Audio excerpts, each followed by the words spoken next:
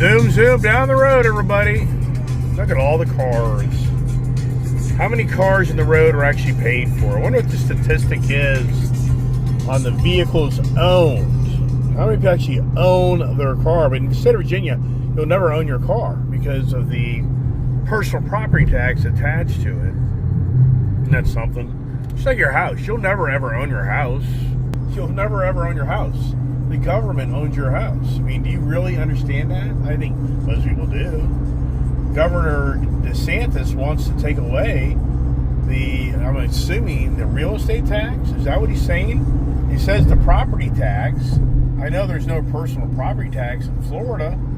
So is he saying that he wants to abolish the actual real estate tax on houses? That's huge. I mean, that is so much tax money. Where are they going to make it up? I mean, if they take it away from here, they're going to have to put it back over there. I have no idea. All right, you can see in the Beltway, it's a 55 mile an hour speed limit. And I mean, if you do the speed limit, you get run over. Yeah, I mean, no lie. So I take this little side road. Only danger is if a cop ever wanted to sit right here, he would have a field day on writing tickets of riding, and people coming on this ramp to bypass me being over now, like in the far right lane over there. That's all this is. But the cop wanted to be devious. He can definitely sit down here and just bust people all day long, and he'd have a pretty safe, somewhat area to pull you over. Maybe being a police officer, the challenge is, how much are you going to risk your life to write a ticket? Now, see, this is where it's crazy. This guy here, look at the speed this guy's doing right now, and that truck, which is loaded down. Maybe some guy wants to go 80 miles an hour in the left-hand lane in his freaking truck. And if you watch my channel, those tires, if you don't have those commercial grade tires, you blow out those tires. That's what I did on that trailer of mine coming back from Florida. You can't do 80, 85 miles an hour in those tires. They heat up and they blow out. And that's what happened. I was running that trailer so fast.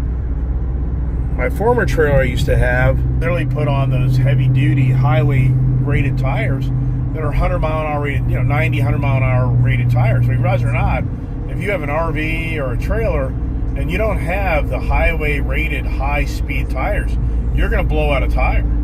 So if you're the person that's rolling down the road in your trailer and you're doing 80, 85 miles an hour all day long, unbeknownst to you, those tires were not designed to go those speeds. So what happens? It just blows out. And a lot of people are clueless to that. I guarantee you, so many people are like, oh, I blew out a tire, or the tire was a bad tire. It's like, no, you were exceeding the speed rating to that tire. So here we are. I mean, this Beltway is just never ending. It's a never ending challenge. It's a fight for a spot. I have to get off up here in these local lanes. And so it's a never ending, fight for a spot, fight for a lane, blah, blah, blah, blah, blah, blah, blah, blah, blah, blah. I've been on this road. No, here's a guy. Look at that there. So there's we got some company right here. They like it. Yeah, we got it.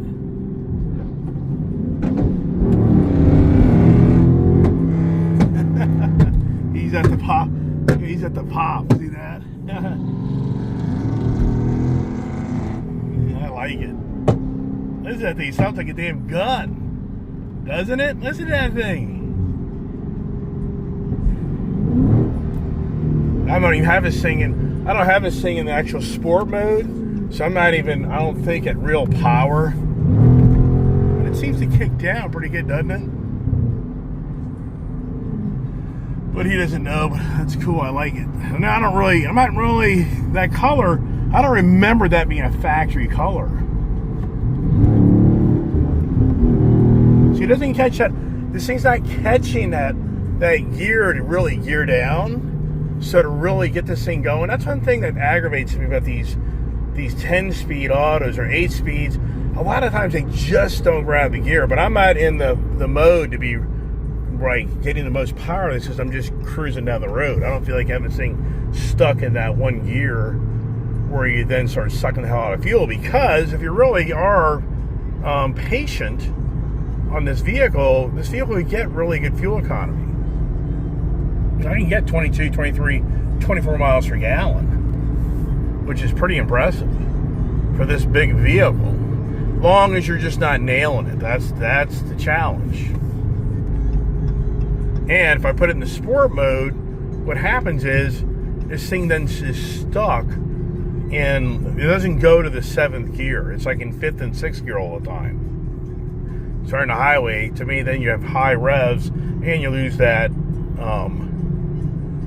This is where it gets very confusing. For me, living in these roads, and if you don't pay attention where you're going, instantly you're off course to where you're going. All right, so that person, interesting if they saw my YouTube sticker, do they get on my channel today and comment, hey, that was us, and the bing, bang, boom, car. But I don't remember that color of a Challenge or a Charger color. Was that a custom color? Be interested to know. And what exhaust does he have on there where it goes off like a shotgun? Wow. All right, so I went to the drive modes, and I went and put in the sport mode. Then I turned my traction control back on, which that right there is very important. But these cars here, so that most likely was a 392 package. There isn't going to be anything really, for he and I to kind of like line up. There isn't really be anything radical. It's going to be just a toe-to-toe, head-to-head, get up the road. I mean, I've done it too many times. Now, if that was a 5.7 Hemi motor, then no, this thing would take it. Because it's like 100 plus horsepower or more car. The 5.7 is either 350 or 375 horsepower. I can't remember. This 6.4 392 motor, it's a 485 horsepower car. So you've got a good 100 plus spread. And I've raced. I've seen it. I've witnessed it. I've been there. I kind of feel sorry for the 5.7 person because the car is not that fast. You think it is. You're riding around in a Hemi 5.7 motor thinking you have a fast car. You don't. I'm sorry. I've raced you guys. I'm like, no way. It's that much of a difference? I'm like, wow. Because my first Challenger, newer model, 2014 Plum Crazy with the chrome wheels, that was a 5.7 motor, and I thought that little thing was pretty damn fast. But I had no idea. It was like, yeah, it was quick, but it wasn't fast. Oh my goodness, my right side of my tuchus is definitely killing me. So it's definitely this ongoing, living in the vehicle, living in the car through most of my career has taken a toll on me big time. Oh, you can't make this stuff up, everybody. You can't. So now, it's really weird. My wife is texting me this morning, what's wrong with the phones? Her phone isn't working right. I'm like, I have no idea. I'm not having problems. Here it is, right here.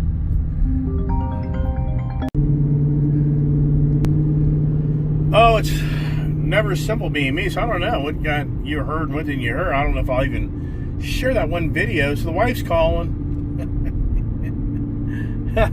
The wife's calling me, and so here's what's crazy is, I've talked about this all the time on my channel, how my wife just isn't really the most excited about this social media stuff, and so anyways, but she doesn't watch my channel, so somebody else watches it that I call the spies among us. I used to call it the spies among us when Julia was part of the channel, but it's now more about the spies among me. Anyway, so the wife's now calling out going, why is Gail wanting to take Tango? Now, what's interesting here in my relationship with my wife is, I don't know, for some reason, some subscribers feel like I just make universal decisions at everything, and I do whatever the hell I want to do. Well, I don't. I do have a wife. But anyways, you're getting called out, Gail. Wife ain't happy, so I don't know. I mean, you're getting close.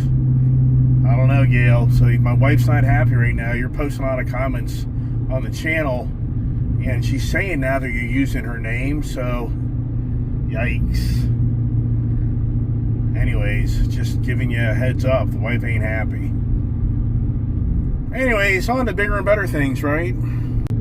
All right, now we're in the sport mode, which this is a fun vehicle in the sport mode, but what I was saying is, the only downside is on the open road, it usually doesn't go in to the 7th gear. So it's a little bit more of an aggressive ride. And I think it opens up all the power to the motor. But once again, what happens is you stay in that higher gear or lower gear, however you want to categorize it. So it doesn't go into the touring, it doesn't go into 7th gear usually. And so I end up getting a little less fuel economy. Not a real deal breaker, but at the same time, I usually don't ride around sport mode out in the open highway just because you get stuck in that gear, but I could be wrong. And right now, what's interesting is, so we're in drive, so I don't know, I may be in 7th gear, everybody. I could be jumping the gun. And seeing this car here, it's so interesting. A lot of the vehicles show you the gear you're in. It's like right now I know I'm in 6th gear. I'm not in 7th gear. I can just tell by the RPMs.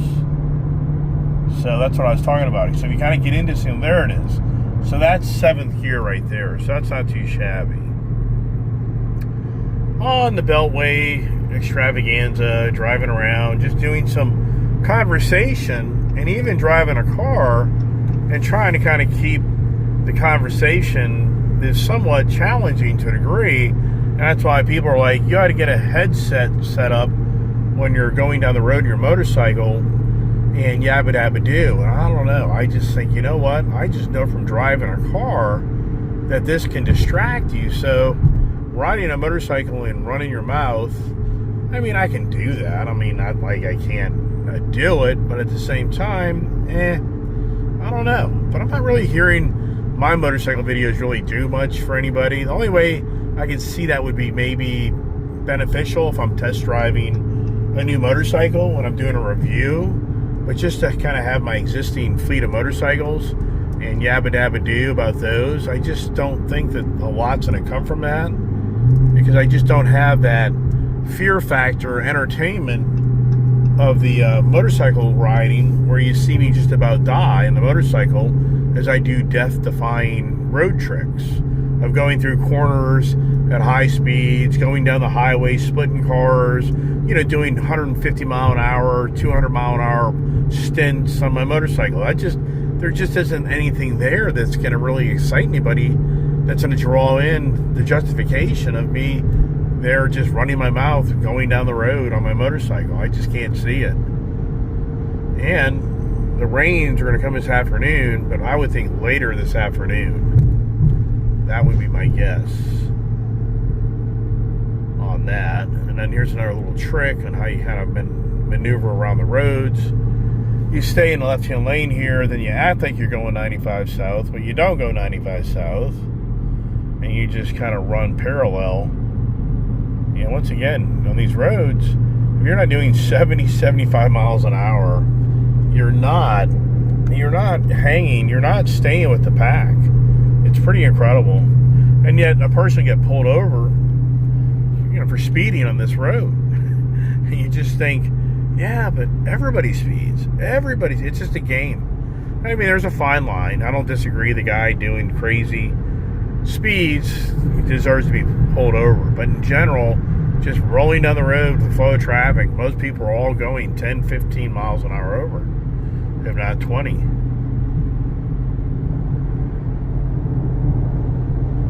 All right, now here we are. Look at this here.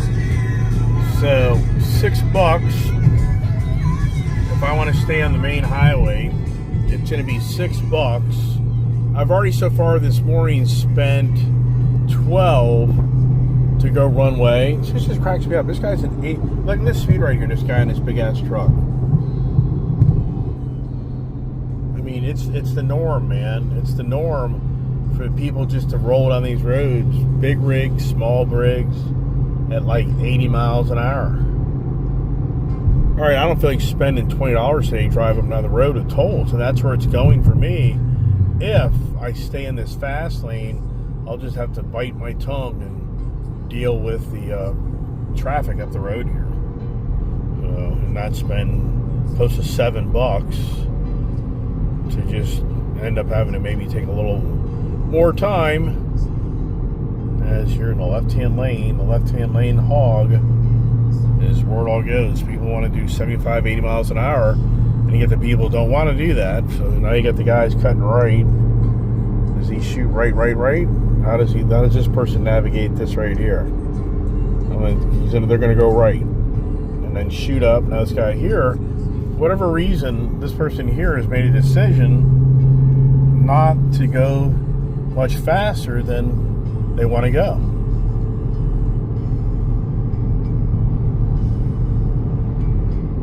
And it's just like, why don't you just move over? And then the people who want to drive faster can drive faster. But then it turns into, well, I just don't want to move over. I get it. Living on the roads, that's what I do. Deal with the attitudes of others. Oh boy, so this person here kind of is up and down. These are people that get you in trouble because you just want to get up around them, because this is really a person that's jumping from 60 to 70 to 60. Now they're doing the brake light check. I mean, and the problem is, to get around this person, they'll want to kind of now just make it a little bit of a race. Because they're just like, I don't want to move over. And then you nail it, you blast it, and you get around the person, and the cop sees you do that, and then you're at 80, 90 miles an hour, and then you're the problem. And it's like, but that person didn't move over. Why didn't you give them a citation? Why aren't you pulling the person? It never happens.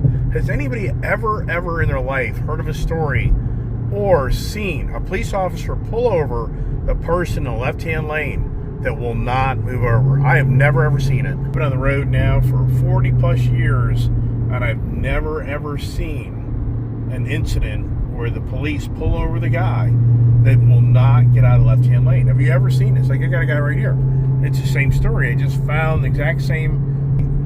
You go around one guy just to find the same type of personality, where they want to brake check you, don't want to move over. And that's the challenge of living behind the wheel of these cars, is it's the constant challenge of the attitude of people behind the wheel of a car that want to control you on how you drive your car. It just drives you nuts. So now look, watch this here. So we're at 70. We were at, 65? So look, let's see if this person wants to play the game. So now we're at 73. Look, see here? So now they're speeding up. So yeah, look at this. Look what they're doing. Look at this.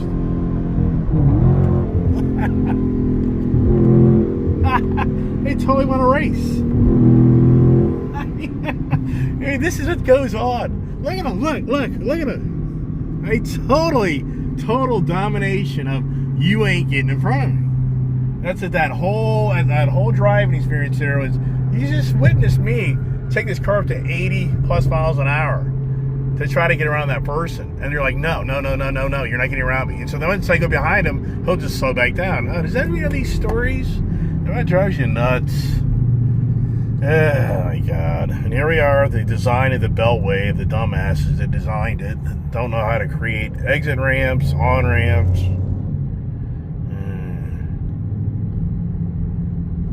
Oh boy, right lane closed ahead. So there's a whole other problem.